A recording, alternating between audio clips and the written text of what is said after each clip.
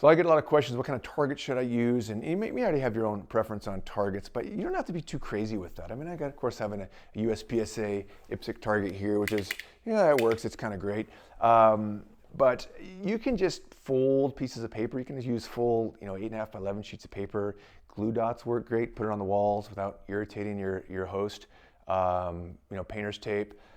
Sometimes I'll fold it to like about a 15 by 28 centimeter. That's the size of USPSA targets. If it's probably a defensive class, so you want to use the term defensive accuracy or acceptable accuracy or combat accuracy, whatever term you want. So you want the targets, about this size, right? It depends on people twist and turn, so I wouldn't get too caught up on the size. What I wouldn't really go with small targets.